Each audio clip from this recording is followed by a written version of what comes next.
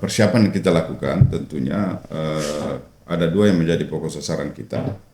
Yang pertama adalah satu, memberikan sosialisasi kepada pengemudi tentunya, ya, baik itu melalui media, dan ini juga sudah dilakukan setiap tahun, dan juga melakukan pengawasan terhadap kendaraan-kendaraan. Itu biasanya H-3, H+3 dan H-3. H-3 dan Ya. H+3. Nah, pada hari-hari itu tentu kita siapkan personil dalam rangka memberikan kenyamanan.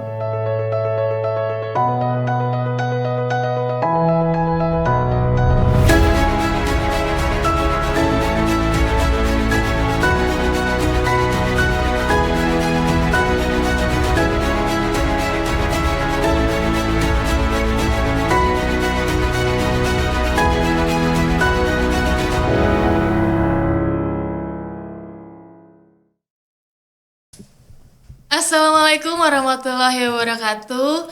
Ise kabar Taka, apa kabar masyarakat Penajam Pasir Utara? Kita kembali lagi di podcast Suara Benua Taka, podcastnya masyarakat Penajam Pasir Utara. Kali ini merupakan episode kedua dan masih dalam suasana bulan Ramadan. Hari ini kita akan membahas salah satu kebiasaan atau bisa dibilang tradisinya masyarakat PPU ya dalam menyambut Hari Raya Idul Fitri. Sudah hadir bersama dengan saya hari ini bintang tamu yang sangat luar biasa tentunya. Kita sambut bersama Kepala Dinas Perhubungan Kabupaten Penajam Pasir Utara, Bapak Dr. Andes Alimuddin MAP, beserta Kepala Bidang Lalu Lintas dan Angkutan Jalan Dishub, Bapak Ahmad Nur ST. Assalamualaikum Bapak. Waalaikumsalam. Selamat datang Bapak di podcast Suara Benua Taka. Apa kabar Bapak hari ini? Pak Kadis apa kabar? Pak Kabit sehat? Alhamdulillah. Semangat. Puasa masih lancar ya Pak? Lancar. Alhamdulillah lancar. Oke, hari ini kita mau ngobrol-ngobrol sedikit nih Pak tentang ini kan biasanya di bulan Ramadan ini, apalagi nanti ketika mau menjelang Hari Raya Idul Fitri, masyarakat itu kan ada satu tradisi namanya mudik atau pulang kampung. Nah, hari ini kita mau membahas tentang bagaimana sih masyarakat itu bisa mudik aman dan juga nyaman. Karena kan kita tahu sendiri kalau mudik itu biasa ada arus mudik ya Pak ya, rute-rute yang biasanya dilalui oleh masyarakat. Nah, kalau untuk di Dishub sendiri apa aja sih Pak? Karena kan Dishub ini salah satu dinas yang memegang peranan penting ya Pak ya dalam persiapan mudik. Kalau boleh tahu nih di Dinas Perhubungan sendiri apa aja yang sudah dipersiapkan untuk nanti persiapan mudik di PPU? Mungkin boleh dijawab Pak. Terima kasih Mbak. Sesuai dengan tema yang ada, mudik aman dan nyaman, dan ini adalah merupakan tradisi setiap tahun yang mana Dinas Perhubungan sebagai dinas yang memberikan pelayanan kepada masyarakat tentunya mempunyai tugas pokok dan fungsi. Intinya adalah bagaimana masyarakat itu bisa terlayani dengan sebaik-baiknya. Oleh karena itu saya selaku kepala dinas tentu harus memastikan, yang tentunya yang harus pertama kami lakukan adalah melakukan rapat koordinasi dengan stakeholder yang ada, yang merupakan mitra dan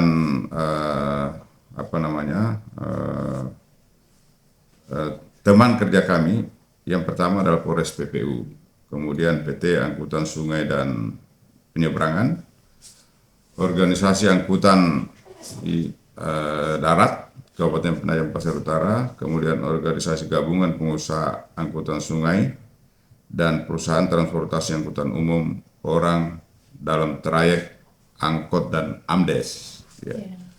Nah, itu yang kami lakukan dalam rangka memastikan apa yang akan kita laksanakan dalam rangka mengantisipasi hal-hal yang kemungkinan terjadi di dalam baik di dalam bulan puasa ini maupun pada saat mudik Lebaran. Yang tentunya inilah menjadi harapan masyarakat, mereka sesuai dengan judul yang ada adalah memberikan keamanan dan kenyamanan pada saat mereka mudik. Siap. Kalau untuk tadi kan berarti ini bekerja sama dengan para mitra ya Pak ya. Kalau untuk armadanya sendiri Pak, kalau misalnya kita berbicara untuk angkutan yang di darat untuk mudik, nah itu ada berapa sih Pak jumlah armada yang dimiliki oleh Dishub? Baik, terima kasih. Jadi Dinas Perhubungan Kabupaten Penajam Pasir Utara, kita itu untuk angkutan darat kita itu adalah 104 yang sudah siap. 104 kendaraan, dan untuk speedboat itu 52, klotok itu 44. Dan ini insya Allah dalam waktu dekat sesuai petunjuk kepala dinas, kita akan rapat koordinasi persiapan dalam rangka mudik Lebaran, yang apa yang disampaikan tadi, kita memberikan rasa aman, rasa nyaman dan lancar sesuai dengan aturan-aturan kaedah-kaedah keselamatan perjalanan. Baik, kalau tadi kan sudah dijelaskan jumlah armadanya. Kalau untuk jumlah armadanya sendiri nih Pak, ada nggak sih seperti uji kelayakan yang memang dilakukan sebelum ada arus mudik nih? Jadi apakah akan dicek dulu kelayakan dari armada-armada tersebut atau gimana? Ya, untuk persiapan yang kita lakukan tentunya ada dua yang menjadi pokok sasaran kita. Yang pertama adalah satu, memberikan sosialisasi kepada pengemudi tentunya, ya, baik itu melalui media, dan ini juga sudah dilakukan setiap tahun, dan juga melakukan pengawasan terhadap kendaraan-kendaraan. Nah, tentu kita melakukan ini berdasarkan basis data yang ada, ya, yang ada yang ada sama kita, ya, utamanya misalnya kir kendaraan, ya. Akhir itu yang menjadi prioritas dalam rangka mengetahui standarisasi daripada kelayakan daripada mobil yang beroperasi, baik itu angkot Andes maupun transportasi antar kabupaten kota yang ada di Penajam, dan khususnya pasir, ya, pasir Penajam dan pasir, karena ini yang terbanyak menggunakan angkutan. Karena kalau sudah menjadi antar provinsi itu sudah menjadi kewenangan pemerintah provinsi. Ya. Berarti ada uji kelayakan KIR tadi ya Pak ya. Kalau misalnya seperti itu kan jadi masyarakat juga tahu nih bahwa angkutan-angkutan umum yang memang sudah disediakan memang sudah diuji kelayakannya, sehingga juga mereka kan bisa mudik dengan rasa aman ya Pak ya, tanpa merasa khawatir terjadi apa-apa di perjalanan. Baik, kalau tadi kita sudah berbicara tentang jumlah armada, kemudian uji kelayakannya juga sudah. Nah, ini yang pasti selalu ada nih Pak, posko pengamanan. Terkait posko pengamanan, karena kan pasti biasanya kalau sudah mulai arus mudik itu ada dibuat posko-posko pengamanan sepanjang rute yang memang biasa dilewati oleh para pemudik. Kalau untuk posko pengamanan di PPU sendiri nanti ada di mana saja Pak lokasinya? Ya, untuk posko pengamanan, ya, untuk Lebaran, ya, Lebaran dan puasa dan Lebaran itu memang legislatornya ada di Polres, ya. Tapi kita biasanya, ya, karena kita ini menyesuaikan dengan apa yang sudah dengan Polres, karena kita ini kerjanya secara gabungan. Biasanya itu di pelabuhan feri, ya. Kemudian ada di daerah Petung, ya, Sungai Tunan. Nah, di situ ya menjadi titik-titik yang harus kita tempatkan posko. Namun demikian, untuk titik-titik tertentu yang kita anggap perlu ada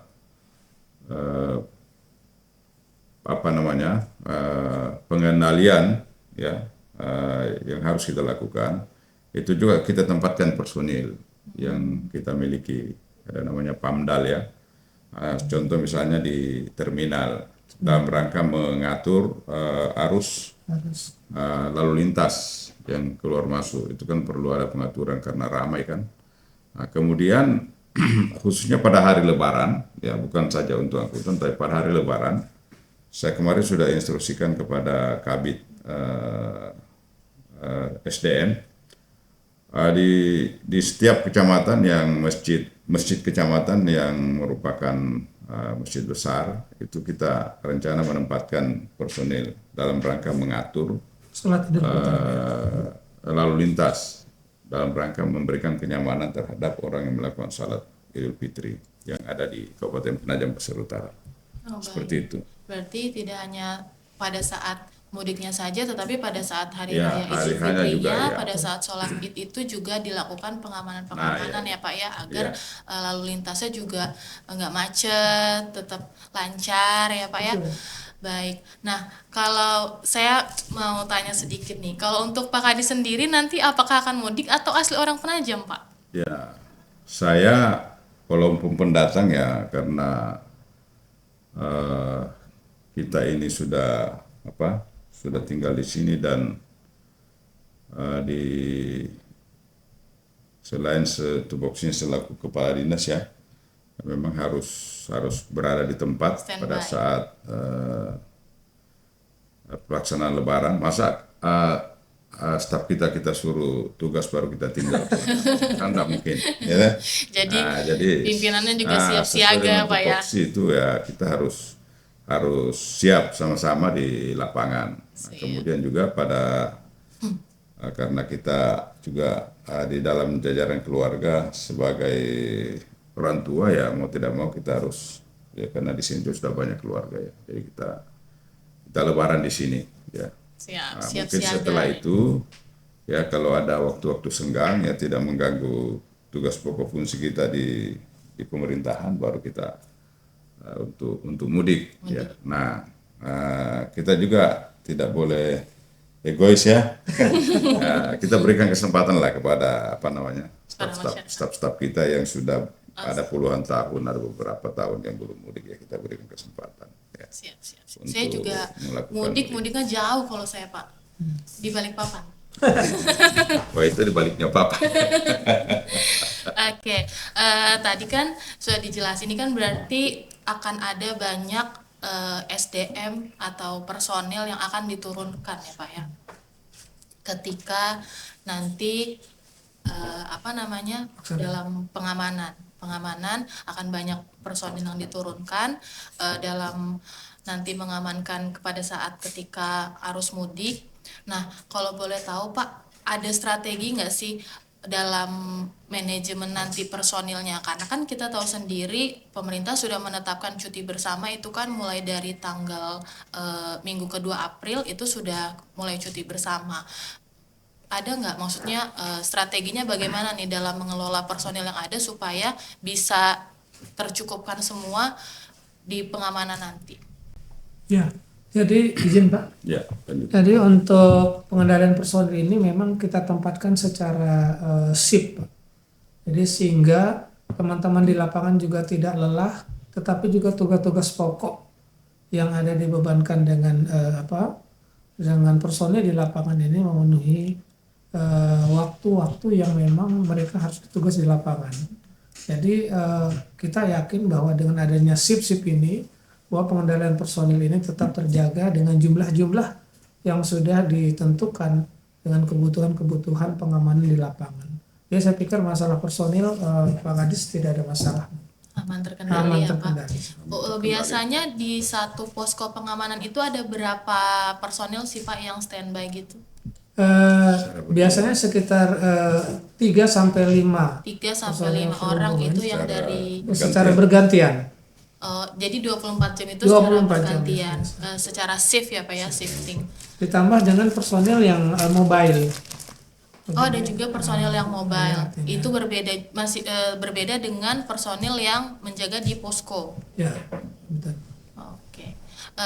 Itu tentunya tidak hanya dari di sub saja Pak ya, tapi biasanya juga ada dari Polres, Ya. kemudian ada dari Pom. dari yang lainnya. Jadi institusi yang lain. seperti yang disampaikan oleh Pak Kades tadi, bahwa posko-posko itu adalah posko terpadu. Oke. Di sana ada Polres, ada Perhubungan, ada Satpol PP, bahkan ada dinas sosial juga di sana. Dinas sosial juga Iya, ikut. mungkin sering menyediakan tempat rehat dan untuk para pengunjung yang lelah disediakan singgah. tempat Rumah singgah singgah. atau istilahnya rest area gitu ya. SR. Sehingga dinas sosial bekerja sama juga dengan instansi-instansi yang mungkin punya kompetensi untuk seperti para wisata juga Pak biasanya bersama-sama untuk di posko-posko itu. Nah, baik. Tadi kan tentang personil sudah nih Pak. Nah, kalau untuk biasanya kan armada angkutan umum ini pasti ada supir-supirnya. Nah, Iya. untuk supir-supirnya sendiri nih Pak, untuk persiapannya, apakah ada semacam tes urin kah yang diadakan, mungkin bekerja sama dengan Badan Narkotika, karena kan kita tahu sendiri itu juga merupakan salah satu hal yang penting ya Pak ya, mungkin mungkin kadang tidak terlalu diperhatikan, tapi kan penting. Apakah dari Disub juga ada persiapan terkait itu, Pak? Jadi kaitannya dengan apa namanya, itu makanya saya bilang tadi selain angkutan juga para pengemudi ya, SDM pengemudinya. Kami kemarin sudah berkoordinasi langsung dengan BNK. BNK dalam hal ini Kesra ya, selaku pelaksana teknis di lapangan dalam rangka melakukan tes urin. Rencana kita sih pada bulan puasa ini sebelum hari H Lebaran ya, untuk melakukan tes urin, baik itu di sopir speed, klotok maupun sopir angkot dan amdes, termasuk supir antar kota yang ada di terminal. Ya. Nah, itu rencananya seperti itu. Dan tahun-tahun sebelumnya juga sudah pernah dilaksanakan seperti ini. Nah, untuk kendaraannya sendiri juga kita akan melakukan semacam razia gabungan ya, dalam rangka memastikan kelengkapan daripada kendaraan, khususnya kelayakan melintas di jalan raya, khususnya yang perjalanan jauh dan lintas antar kota ya. Antar kota. Berarti nggak usah khawatir lagi lah, Aman. Ya. aman ya untuk para supir-supir, tidak hanya kendaraannya tetapi juga para supirnya Para juga supirnya kita- sudah dicek semua ya Ya. Pak ya, baik itu kesehatan maupun tes urinnya sudah bisa dipastikan bebas dari penggunaan narkoba. Ya. Mantap, ini saya rasa bisa makin banyak ini yang mudik di PPU di tahun ini ya Pak ya. Kalau untuk arus mudik sendiri, perkiraan puncak arus mudiknya kapan Pak? Nah, itu biasanya H-3, Apa sih? H+3 dan H-3. H-3 dan Ya. H+3. Nah, pada hari-hari itu tentu kita siapkan personil dalam rangka memberikan kenyamanan kepada pengguna fasilitas, khususnya fasilitas pelabuhan, ya. Baik pelabuhan speed maupun pelabuhan klotok. Tentu pada saat itu kita selain posko itu kita yang Pamdal yang secara bergantian melakukan ini, itu kita tugaskan. Ya. Contoh misalnya arus masuk pelabuhan speed, nah, itu kan kadang jalannya Sempit. Kecil. sempit karena ada parkir yang sembarangan, itu yang kita atur nanti ya pada saat itu. Nah, termasuk di pelabuhan Chevron, kemudian di pelabuhan Peri ya, Peri. Ya biasanya kan tuh kalau di pelabuhan feri apalagi Antriannya antriannya udah sampai Ya. panjang gitu, sampai kilometer panjang berapa sekali itu. orang antri Ya. naik feri. Kalau untuk arus baliknya sendiri Pak, perkiraan puncak arus balik ini ada di sekitaran tanggal berapa? Ya biasanya H-2 itu ya. H+2. H+2, H+2. H+3 ya. H+2, Karena H+3. hari pertama itu ya kalau di sini-sini aja ya. Kan biasanya yang datang ke sini tuh mungkin mau ke Tanjung, kemudian mau ke apa? Pantai. Ke pantai, ke Grogol juga. Jadi ya dekat aja ya. Jadi bisa H-2 itu sudah ada yang perputaran arus orang ya yang cukup tinggi ya termasuk kendaraan.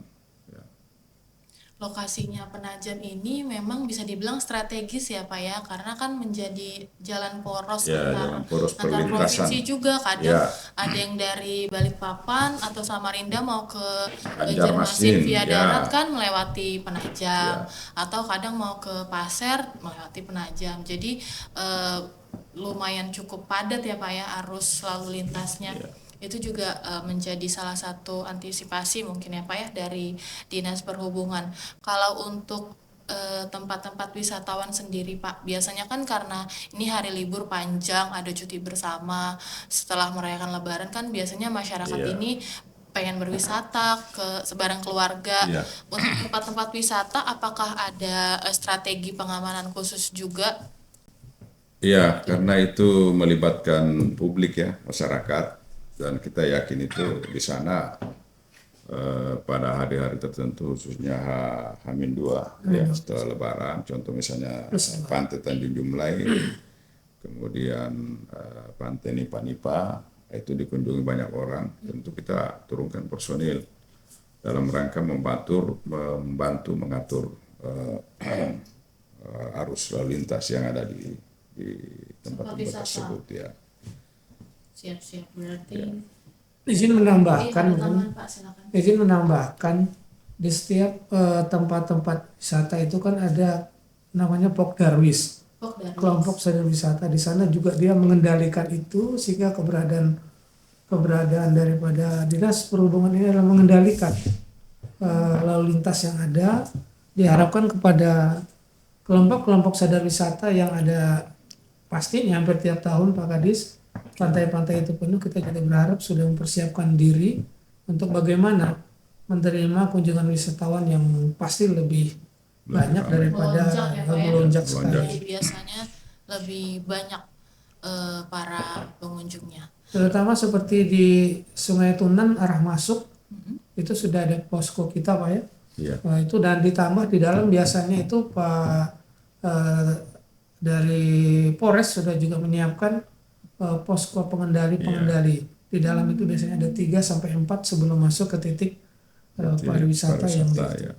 dan di sana juga teman-teman juga bergabung bersama tim gabungan tadi untuk memberikan rasa nyaman, rasa lancar bagi pengunjung di tempat tersebut. Mantap, berarti ini sudah sangat prepare ya Pak ya, sangat benar-benar strateginya dari bentuk pengamanan sudah disiapkan sedemikian rupa agar para pemudik dan wisatawan ini mereka bisa datang maupun mereka mudik juga dengan lancar dan aman. Oke, mungkin terakhir Pak Kadis ada hal-hal yang ingin disampaikan kepada masyarakat, himbauan-himbauan terkait nanti dalam rangka persiapan mudik bisa disampaikan Pak ke masyarakat yang sedang menonton. Ya mungkin satu untuk pengemudi baik itu motoris speed maupun sopir ya, baik sopir angkot Andes maupun sopir antar kota, tentu kita harapkan selain menyiapkan kendaraannya yang betul-betul siap untuk melayani masyarakat, juga kita harapkan perlu ada persiapan-persiapan yang dilakukan secara fisik ya, karena fisik juga sangat berpengaruh terhadap daya tahan motoris maupun sopir untuk menjalankan kendaraannya ya. Contoh misalnya tidak boleh kurang tidur ya. Penting banget sih. Perlu penambahan multivitamin dan gizi. Ya, kalau dari perusahaan itu ya memang khususnya perusahaan ya harus perhatikan yang sebesar-besarnya diberikan bekal yang bisa memberikan energi positif terhadap motoris dan sopir. Nah, kemudian untuk masyarakat juga kita himbau bahwa di setiap kegiatan-kegiatan keramaian, ya baik itu di terminal maupun di pelabuhan-pelabuhan, kita harapkan senantiasa ya berhati-hati. Ya. Berhati-hati dalam artian ya bukan berhati-hati terhadap orang jahat, tetapi ya juga untuk bagaimana tata cara menaiki kendaraan. Contoh seperti yang pernah terjadi barusan ya di pelabuhan Speed, karena kelalaian dari penumpang ya, tasnya nyangkut dengan handle-nya Speed itu sehingga bisa memacu kecepatan Speed sehingga tenggelam. Itu salah satu. Nah, kami juga dari pemerintah daerah yang saat ini secara bertahap khususnya di pelabuhan yang tempat mendarat barang dan orang itu kita sementara perbaiki, ya. Termasuk mengatur lalu lintas yang ada di situ, ya. Mulai bulan puasa ini sudah action untuk itu. Nah, contoh misalnya di Pelabuhan Tambat itu ya karena juga tambatannya terbatas, tentu ya